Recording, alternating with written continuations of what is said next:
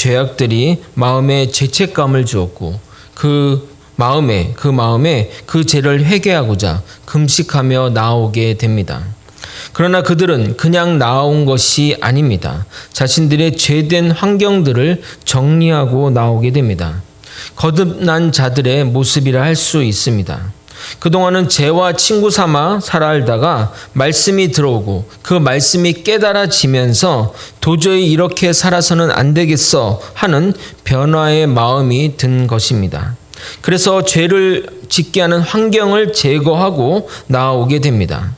우리는 우리의 죄를 자복하고 또 눈물로 기도하는 것은 잘하지만 죄된 환경을 정리하지 못하는 경우가 많습니다. 정리하지 못하면 분명 다시 죄의 유혹에 얼마 안 가 굴복해서 다시 죄의 길로 가게 되는 겁니다. 우리는 결코 의지만으로 죄를 이길 수 없습니다. 그러므로 죄에서 벗어나고자 하는 마음이 들었을 때 그 환경을 깨부숴야 합니다. 오늘은 그 회개 상황 가운데 하나님께 올려진 찬양의 시입니다. 본문은 24절 이후로 읽었지만 6절부터 마지막 절까지 다루도록 하겠습니다. 찬양의 내용은 역사 속에서 하나님의 돌보심과 은혜를 고백하는 내용이며 아브라함으로부터 시작해서 포로 귀환 때까지의 역사를 회고하게 됩니다. 우리는 이 시를 두 가지 관점에서 바라볼 수 있습니다. 인간의 입장에서 보게 되면 배반의 역사, 반역의 역사이지만 하나님의 입장에서는 은혜의 역사입니다. 오늘 이 찬양시를 통해 우리에게 주시는 깨달음이 무엇인지 살펴보고 결국 믿는 자들은 무엇으로 살아야 하는지 깨닫는 시간이 되기를 소망합니다. 찬양시의 맨 처음 글입니다. 6절입니다. 제가 읽어도록 하겠습니다. 오직 주는 여호와시라. 하늘과 하늘들의 하늘과 일월 성신과 땅과 땅 위의 만물과 바다와 그 가운데 모든 것을 지으시고 다 보존하시오니 모든 천군이 주께 경배하나이다. 모든 글의 시작은 하나님에 대한 찬양으로 드려져야 합니다. 우리는 하나님께 찬양하기 위해 지어진 존재들이기 때문입니다. 이사야서 43장 21절입니다. 이 백성은 내가 나를 위하여 지었나니 나를 찬송하게 하려 함이니라. 이런 말이 어떤 분들에게는 거부감으로 다가올 수 있습니다. 마치 인간의 삶이 신의 부속물 같고 하찮게 여겨지기 때문입니다. 그러나 오늘 읽은 역사적 사실을 깨닫게 되면 하나님께 찬양하기도 부족한 존재임을 깨닫게 될 것입니다. 하나님의 그 큰 은혜를 경험하게 되면 정말 세례 요한처럼 신발끈을 풀기에도 부족한 존재임을 인식하게 될 것입니다. 하나님은 아브라함을 택하셔서 갈대아 우르에서 인도에 내어 그와 언약을 맺으시고 그 맺은 언약대로 후손들을 주시고 땅을 주셨습니다. 그리고 9절부터는 애굽에서 하나님이 이스라엘 백성들을 구해내는 이야기가 이어지게 됩니다. 10가지 재앙을 통해서 바로의 손에서 구해내시고 마지막 홍해가 갈라지는 이적을 통해 바로와 그의 군사들을 물리치고 이스라엘을 구하셨습니다. 구해준 곳만으로 그친 것이 아니라 그들을 광야길에 낮에는 구름기둥 밤에는 불기둥으로 보호해 주셨습니다. 여러분이 다 잘 알고 있는 내용입니다. 그리고 13절부터는 광야 시대를 이야기합니다. 시내산에서 모세에게 정직한 규례와 율법과 선한 율례와 계명을 주셨습니다. 굶주리는 백성들에게 양식을 주시고 목마른 자들에게 반석의 물을 내어 주셨습니다. 그리고 아브라함에게 약속하신 그 땅을 차지하라고 아브라함에게 그 약속하신 그 땅을 그 모세에게 차지하라고 말씀하셨습니다. 여기까지 하나님의 한없는 은혜의 시간이자 역사인 것입니다. 우리가 무엇을 했기 때문에 주신 것이 아니라 하나님이 일방적으로 선택하시고 그들의 기도를 들으시고 응답하시고 돌봐주신 것입니다. 이런 은혜에도 불구하고 정말 이런 은혜에도 불구하고 배반의 역사가 이제 시작됩니다. 16절과 17절 전반부를 같이 한번 읽어보도록 하겠습니다. 함께 읽겠습니다. 그들과 우리 조상들이 교만하고 거역하며 주께서 그들 가운데에서 행하신 기사를 목을 굳게 하며 패역하여 스스로 한 우두머리를 세우고 종되었던 땅으로 돌아가고자 하였느니라. 아멘. 이스라엘 백성들이 워낙 여러 번의 하나님께 패역하고 또 반역했던 사건이 있으나 그 중에 이스라엘 백성들이 민수기 14장의 사건, 가데스 바데아 정탐 사건을 기록하고 있습니다. 가데스 바데아에서 10명의 정탐꾼의 이야기를 듣고 이스라엘 백성들은 하나님이 약속한 그 가나안 땅을 버리고 다시 애굽으로 돌아가자고 선언하게 됩니다. 민수기 14장 1절에서 5절에 그 내용들이 담겨 있는데 제가 읽어드리도록 하겠습니다. 온 회중이 소리를 높여 부르짖으며 백성이 밤새도록 통곡하였더라. 이스라엘 자손이 다 모세와 아론을 원망하며 온 회중이 그들에게 이르되 우리가 애굽 땅에서 죽었거나 이 광야에서 죽었으면 좋았을 것을 어찌하여 여호와가 우리를 그 땅으로 인도하여 칼에 쓰러지게 하려 하는가. 우리 처자가 사로잡히리니 애굽으로 돌아가는 것이 낫지 아니하냐. 이에 서로 말하되 우리가 한 지휘관을 세우고 애굽으로 돌아가자매 모세와 아론이 이스라엘 자손의 온 회중 앞에서 엎드린지라. 결국 그 죄악으로 인해 그 사건으로 인해 갈렙과 여호수아를 제한 20세 이상의 모두가 광야에서 생을 마감하는 징계를 받게 됩니다. 그러나 하나님은 이스라엘 민족을 완전히 버리지 않으시고 남은 자를 통해 하나님의 계획을 계속 이어져 가십니다. 느헤미야 9장 17절 후반부입니다. 그러나 주께서는 용서하시는 하나님이시라. 은혜로우시며 긍휼히 여기시며 더디 노하시며 인자가 풍부하심으로 그들을 버리지 아니하셨나이다. 이어서 이 찬양시는 출애굽기 32장의 우상 숭배 사건을 다룹니다. 성경은 우상 숭배가 하나님을 모독하는 사건이라고 말씀하고 있습니다. 18절을 여러분과 함께 같이 읽도록 하겠습니다. 함께 읽겠습니다. 또 그들이 자기를 위하여 송아지를 부어 만들고 이르기를 이는 곧 너희를 인도하여 애굽에게 나오게 한 신이라 하여 하나님을 크게 모독하였사오니. 하나님의 입장에서는 불신앙보다 이 우상 숭배가 하나님을 모독하는 것이기에 참기 힘드실 것입니다. 그럼에도 하나님은 낮에는 구름 기둥으로 밤에는 불 기둥으로 비추시고 만나와 반석의 물로 먹이시고 40년 동안 옷이 헤어지지 아니하고 발도 부르트지 않게 하셨습니다. 이거는 정말 실로 놀라운 일입니다. 우리가 그동안 먹는 것에만 신경 썼지 그들의 신발과 의복은 생각하지 않았는데 40년 동안 옷이 헤어지지 않고 그렇게 걸어 다녔는데도 발이 부르트지 않았다는 것은 정말 저는 하나님의 디테일하신 그 돌보심이라 생각합니다. 이어서 가나안 정복전쟁으로 이야기가 넘어갑니다.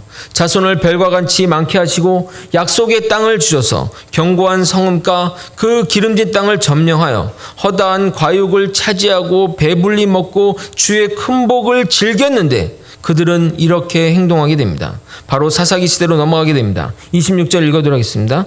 그들은 순종하지 아니하고 주를 거역하며 주의 율법을 등지고 주께로 돌아오기를 권면하는 선자들을 죽여 주를 심히 모독하였나이다. 마치 이스라엘 백성들은 하나님이 자신들에게 잘해주는 것을 일부러 조롱하듯이 행동하는 사람들 같습니다.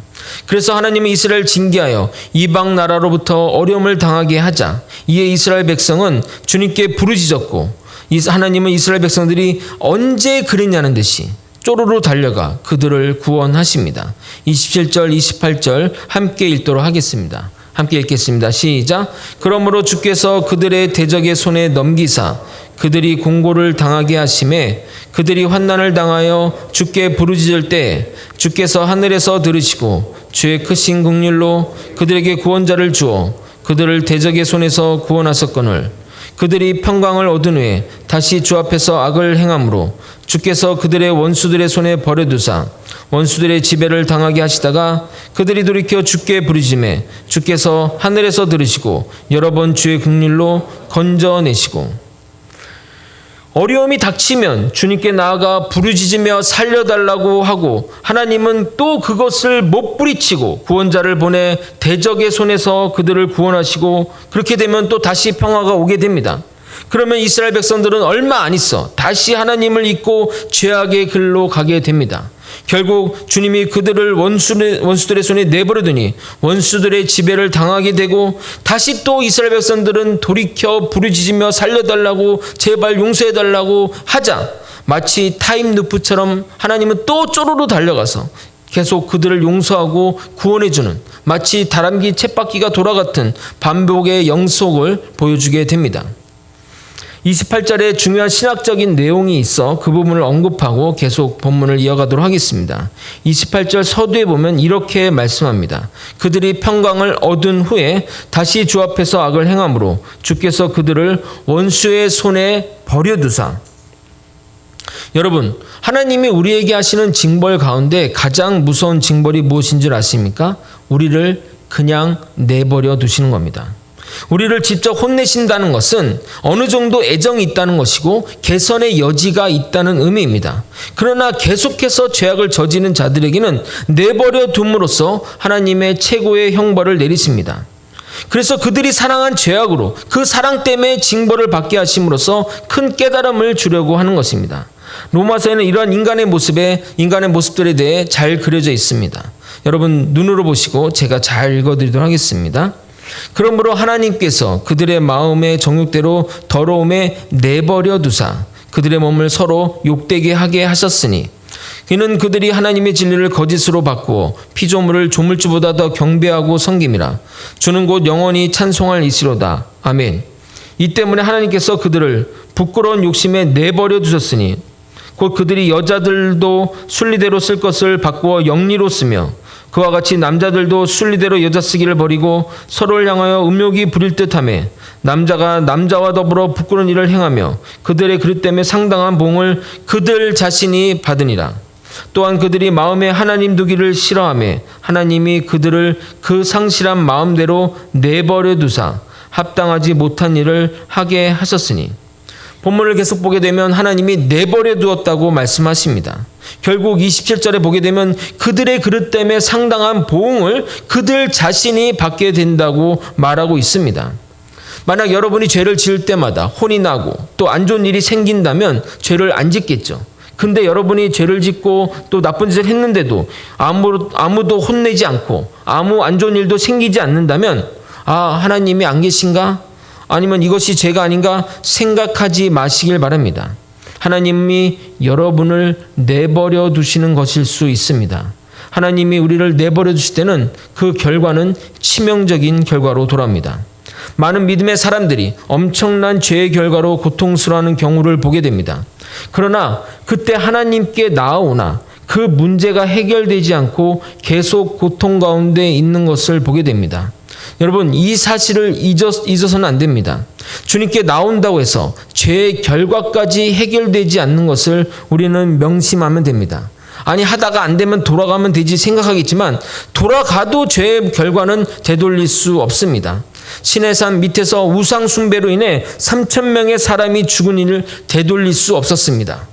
가데스바네아 정탐 사건으로 40년 광야 생활 되돌릴 수 없이 그 징계들을 다 받았다는 것입니다. 물론 하나님의 차원에서는 그들의 죄악을 용서하셨지만 그 죄로 인한 결과까지는 바꾸시지 않았습니다. 제 친구 중에 사업을 하면서 정상적인 방법이 아닌 계속해서 편법과 불법의 죄를 짓는 친구가 있었습니다. 저도 뭐라고 했고 친구들도 뭐라고 했지만 듣지 않았습니다. 걱정하지 말라고, 괜찮다고, 다 괜찮다고, 다 이렇게 한다고 얘기를 했습니다. 결국 지금 그 친구는 집이 날아갈 상황이고 이혼 위기에 있으며 더 심각한 것은 지금 감방에 있다는 것입니다. 정말 안타까운 현실이 아닐 수 없습니다. 거제 소망교회 여러분은 지금 어떤 상태에 계십니까? 혹시 하나님이 여러분을 내버려 두고 계신지는 아닌지 깊게 고민하시길 바랍니다. 죄에서 돌이켜 매일 주님 앞에 바로 서는 저와 여러분이 되길 예수님의 이름으로 소망합니다. 계속 본문을 이어가겠습니다. 한국 속담에 원수는 물에 새기고 은혜는 돌에 새기라는 말이 있습니다. 은혜는 영원히 잊지 말고 화나는 일은 하루빨리 잊어버리라는 의미입니다. 그러나 이스라엘 백성들은 그리고 우리는 은혜를 물에 새기고 원수를 마음에 새기는 자들 같습니다. 이스라엘 백성들은 하나님의 은혜를 그렇게 한량없는 하나님의 은혜를 배신하고 원수로 갚게 됩니다. 전 교회에 어느 성도분이 있었습니다. 사업에 실패해서 집도 모두 경매에 넘어가 살 집이 없어서 목사님이 교회에 있는 방 하나를 개조해서 살게 했습니다. 금요 기도의 시간이 되면 그분의 기도 소리 때문에 기도의 분위기가 정말 뜨거웠습니다. 너무 절규하듯이 기도해서 기도에 방해된다는 사람도 있었지만 정말 하나님께 살려달라고 기도하는 그 소리가 너무 애절해서 우리 마음도 그분으로 인해서 마음이 새롭게 되기도 했습니다. 그런데 정말 하나님의 은혜로 점점 사업의 문제가 해결이 되었고 교회에서도 나가게 되었고 얼마 안 되어 집도 사고 또 정상적으로 하게 되었습니다. 이 이야기가 어떻게 될지 상상이 갈지 모르겠지만 사업이 잘 되고 바쁘다는 이유로 교회에 오는 것이 뜸해지더니 어느새 과거의 모습으로 돌아갔습니다. 그리고 요즘은 교회에 거의 안 온다고 합니다. 여러분이 잘못하면 제 설교 예화에 나옵니다. 자, 그러니까 긴장하십시오. 헛짓거리 하거나 죄된 모습 보이면 제 설교 예화에 나옵니다. 성경을 보면서 인간들은 죄악, 징계, 간절한 강구, 구원, 평화, 다시 죄악, 징계, 구원 이런 계속 반복되는 과정들을 보고 있으면 성경을 읽으면서 화딱지가 납니다. 매번 혼나서 하나님께 나오고 그래서 구원해줘서 좀 살만하시면 다시 죄를 짓고 그렇지만 그들이 두 손 들고 하나님께 살려달라고 하면 버선발로 나와서 구해주고 돌봐주신 하나님, 죄악을 반복하는 인간도 너무하지만 하나님은 참 자존심도 없나? 도대체 몇 번이나 이렇게 용서하는지 생각이 들 정도입니다. 왜 하나님이 그러시는 걸까요? 하나님은 이 배반을 좋아하시는 걸까요? 배반의 장미를 너무 좋아해서 배반할 때마다 짜릿해서 하나님이 그렇게 하시는 걸까요? 그러나 이 마음은 정확히 부모의 마음입니다. 자식이 잘못해서 혼을 내도 울면서 용서를 빌면 어느새 그랬냐는 듯이 용서하고 다시 사랑해주고 받아주는 마음 말입니다.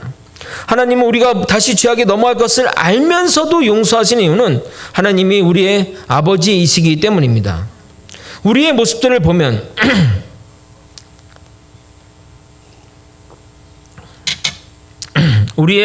보면 꼭 이런 철부지 자식 같은 모습이 아닌가 생각해 봅니다. 살만하면 언제 그랬냐는 듯이 하나님 없어도 돼 하며 살고 좀 힘들고 고난이 오면 다시 아버지 되신 주님께 울며 불며 기도하는 모습 말입니다. 이 장대한 찬양시는 이렇게 끝이 납니다. 그럼에도 불구하고 우리의 죄악에도 불구하고 하나님은 우리를 사랑하셔서 우리를 받아주시고 버리지 않으셨다. 하나님은 은혜로우시며 우리를 불쌍히 여기시는 하나님이시다라고 말합니다. 30절 31절을 같이 한번 읽어보도록 하겠습니다. 함께 읽겠습니다. 그러나 주께서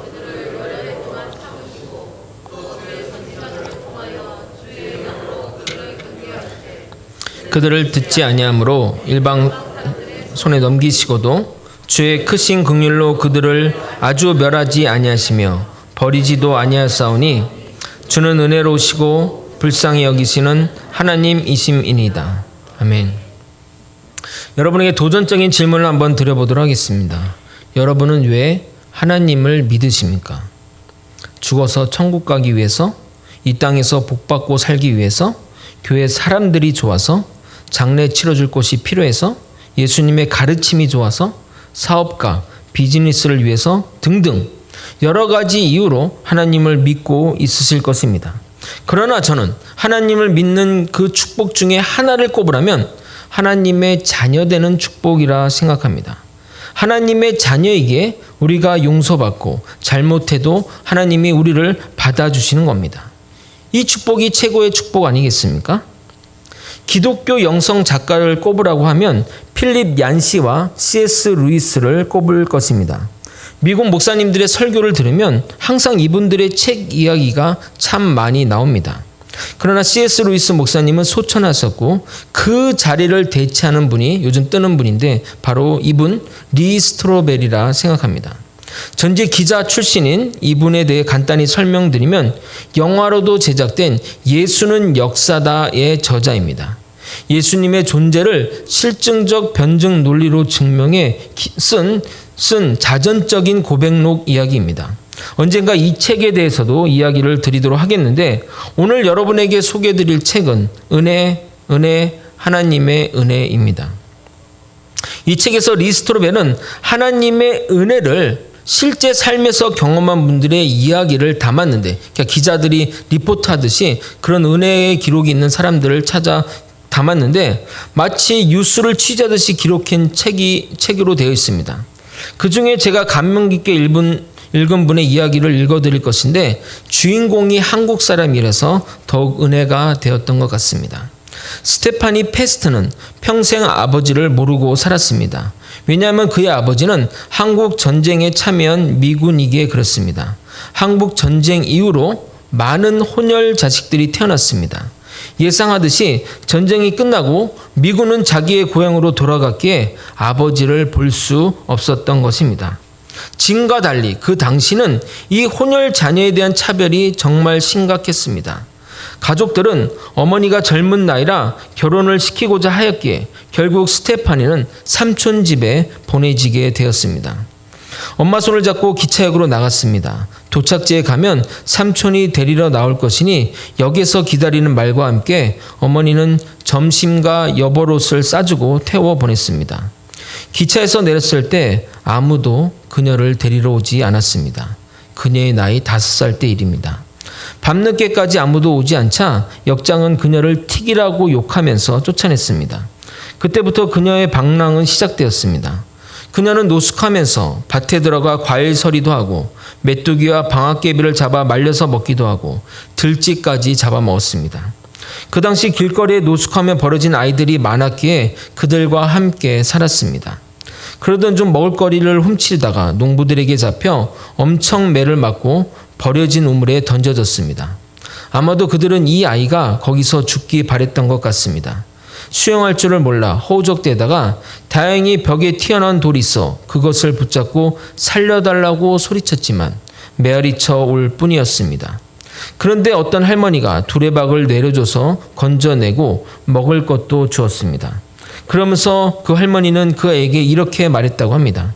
이 사람들은 너를 해칠 수도 있으니 얼른 도망가라. 하지만 너는 꼭 살아야 한다. 알았지? 이런 비슷한 일이 몇 번 있었는데 그럴 때마다 누군가 나타나 자신을 살려주었고 할머니와 비슷한 말을 전했다고 합니다. 그리고 몇 년이 흘러 8살이 되었는데 그 당시 지독한 전염병이 돌아 자신도 콜레라에 걸렸습니다. 아픈 몸을 이끌고 음식을 훔치다가 주인에게 걸리게 되었고 그들은 스테파니를 전쟁 중 폭격으로 무너진 건물로 데려갔습니다. 그리고는 죽을 정도의 폭력을 가하고 버렸습니다. 그 건물은 쥐들의 소굴이라 일반인들도 가기를 꺼리는 건물이기에 죽으라고 그 아이를 버린 것입니다. 아마도 그렇게 죽었다면 쥐들의 먹이가 되었을 것입니다. 그런데 정신을 잃고 쓰러져 있는데 누군가 자신을 깨워 일어나 보니 파란 눈의 간호사가 앞에 있었습니다. 그 당시 전염병과 가난으로 아이들이 버려지는 것이 다반사였기에 스웨덴 출신의 월드비전 간호사인 에릭슨 선생님은 그런 아이들을 구하는 것이 일이었습니다.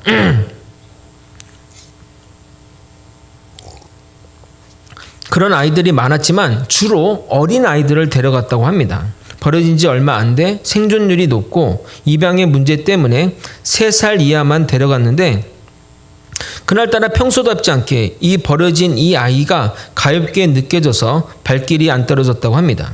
하지만 데리고 가봐야 곧 죽을 것 같아 돌아서는데 정확하게 음성이 모국어로 들렸다고 합니다. 그 아이는 내 아이다. 주변에 아무도 없었기에 그녀는 하나님의 음성을 확신하고 그 아이를 데리고 갔다고 합니다. 다행히 건강이 회복되어 그녀는 월드비전의 고아원에 가게 되었고 가장 나이가 많아 원장을 도와 아이들을 돌보고 입양 가는 아이들의 업무를 도왔습니다. 그녀의 나이 10살 때 외국인 부부 2분이 고아원에 방문했습니다. 여러 명의 아기들을 살펴보다가 갑자기 자기에게 다가왔다고 합니다.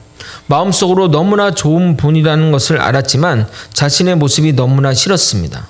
머리에는 이가 득실거렸고 뱃속에는 들끓던 회충은 배가 고프면 목구멍으로 기어 나왔으며 영양실조로 앞이 잘 보이지 않았는데 그 당시 몸무게가 15kg 정도였다고 합니다. 거기다가 온몸에는 종기가 나고 얼굴에는 흉터투성이었습니다. 그런데 그 아저씨가 자기에게 다가와 손을 내미자 너무 따뜻해서 계속 떼지 말기를 바랬지만 그녀는 어처구니 없는 행동을 했다고 합니다. 손을 확 뿌리치고 그분의 눈을 쳐다보며 침을 뱉고 달아나 욕장에 숨었습니다. 아마도 스테파니의 이야기는 거기서 끝이 날 수 있었습니다. 그런데 놀라운 것은 그 부부가 그 다음날 찾아온 것입니다. 스테파니는 어제 일로 자신을 혼내러 온 거라 생각했는데 통역관을 통해 들려온 이야기는 이분들이 너를 데려가고 싶어 하셔였습니다. 그 당시 이렇게 다 큰 애들은 그렇게 부잣집에 몸종으로 팔려갔기 때문에 스테파니는 그 집에 식모로 가는 줄 알았습니다. 그 부부는 자신을 스테파니라 이름 지어주고 먹을 것과 약을 주고 밤마다 잠자리에 누워주고 새 옷도 주었습니다. 하지만 그녀는 매일매일 불안했습니다. 일을 시키지 않아서 불안했고 일하지 않는다고 때리지 않아서 더욱 불안했습니다. 그러다 동네 사는 어린 어느 한 아이를 만났고 자신에게 일을 시키지 않는다고 그리고 일 못한다고 때리지 않아서 더욱 불안하다고 털어놨습니다. 그러자 그 아이는 이렇게 얘기했습니다. 맙소사, 너는 그 집의 딸인 걸 모르니? 너는 그 집의 딸로 간 거야. 그때까지 한 번도 생각하지 않아서 그 말이 충격이었습니다. 그 즉시 집으로 달려가 의자에 앉아있던 엄마에게 한국말로 외쳤습니다. 나는 엄마의 딸인가요? 엄마가 한국말을 몰라 일꾼 하나를 불러 통역했고 엄마는 고개를 끄덕이며 이렇게 말했습니다. 그래 스테파니야, 너는 내 딸이야. 작가는 그녀에게 그때 기분이 어땠는가 물어봤습니다. 스테파니는 마땅한 말을 찾지 못해 머뭇거리다 리, 그건 말로 다 표현할 수 없어요. 말로는 도저히 안 돼요. 하나님의 은혜는 언어로 담아낼 수 없습니다. 하나님의 자녀됨을 모른다면 기독교를 제대로 이해할 수 없습니다. 하나님은 우리에게 주신 가장 큰 선물은 우리를 자녀로 삼아주신 것입니다. 요한복음 1장 12절에 이렇게 말합니다. 영접하는 자, 곧 그 이름을 믿는 자에게는 하나님의 자녀가 되는 권세를 주었으니.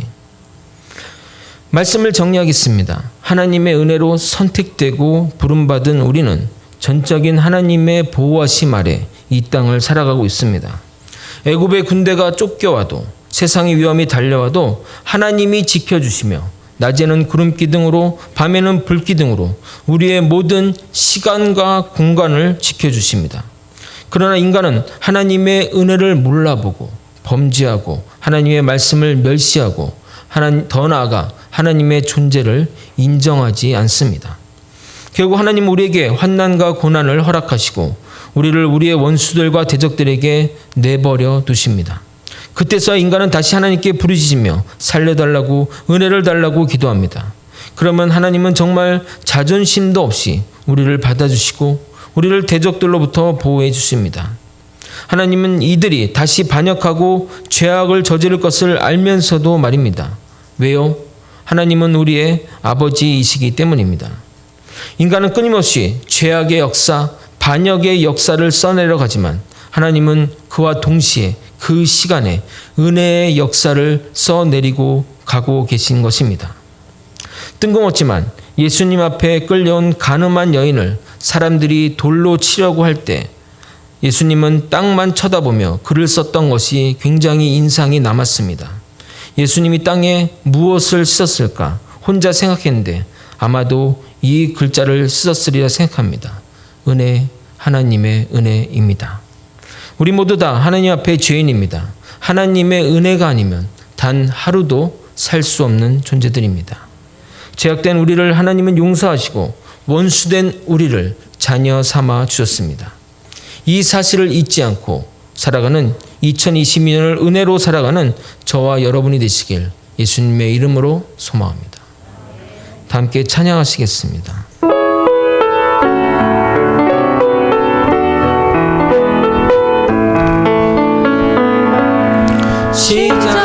시작됐네 우리 주님의 능력이 나의 삶을 다스리고 새롭게 하네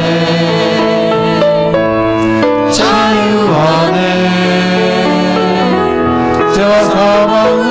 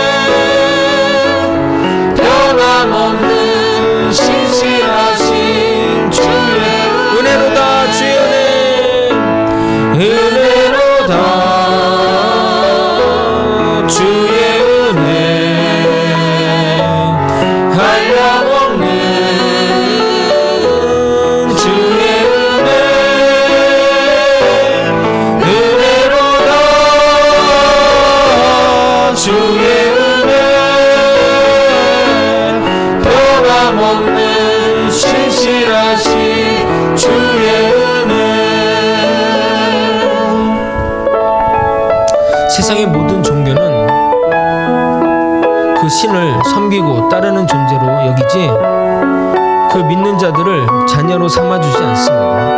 그러나 오직 기독교만이, 오직 하나님만이 그 믿는 자들을 자녀로 삼아주십니다. 이렇게 얼마나 은혜로운 종교가 어디 있겠습니까?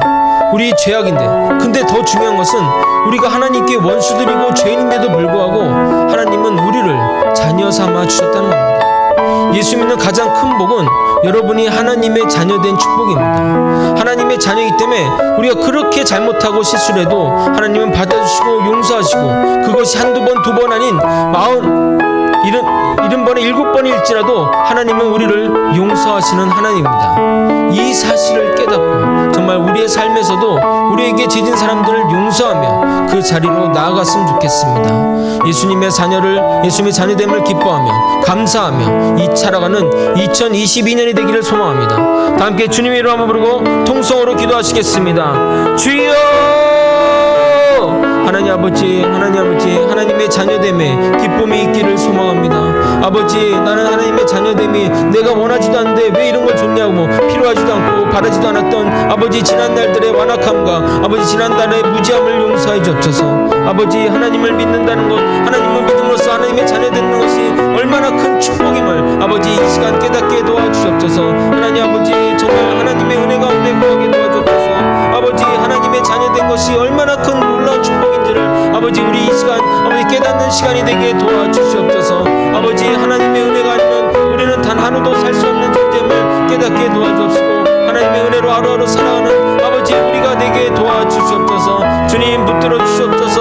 우리의 완악한 마음들, 여전히 죄악에 머물러 있는 마음들, 아버지 죄악을 더욱더 사랑하는 마음들, 그럼에도 불구하고 하나님은 우리 원수된 우리를 받아주시고 용서하는 그 하나님의 사랑 가운데 아버지 그 은혜를 생각하며 더욱더 살아가게 도와주옵소서.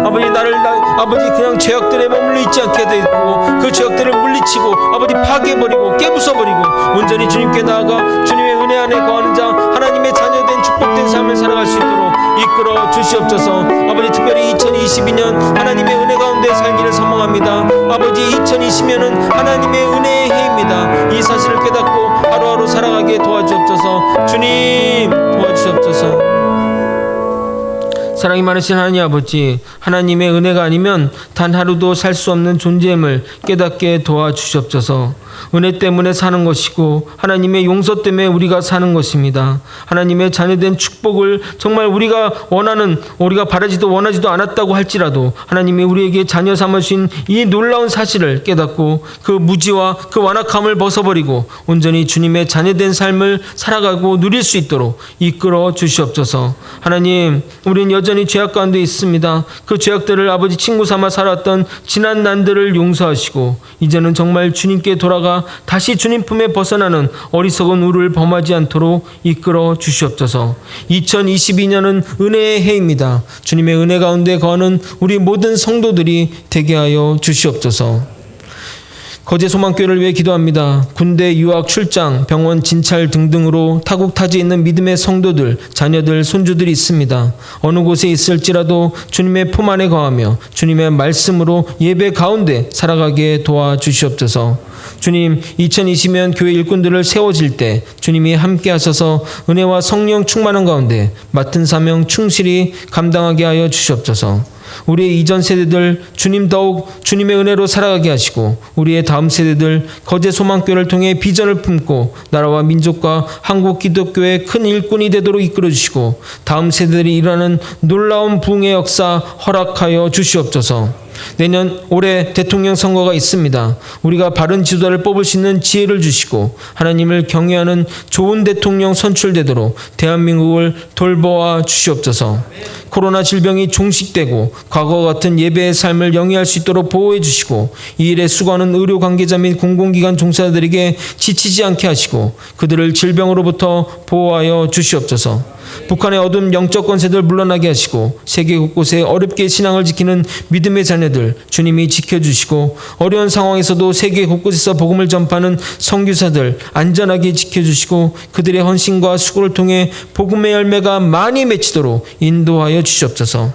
이제는 우리 주 예수 그리스도의 은혜와 우리 하나님 아버지의 크신 사랑과 성령 하나님의 감동감화 교통 역사하시는 귀한 은총이 우리를 용서하시고 자녀 삼아주신 하나님의 은혜를 기억하며 배신하지 않고 주님 안에 거하며 주님의 영광을 드러내고자 하는 믿음의 성도들의 마음과 영혼과 육신의 건강과 그 가정과 사업과 직장과 다음 세대 이외 이제로부터 영원히 함께 있을지어다.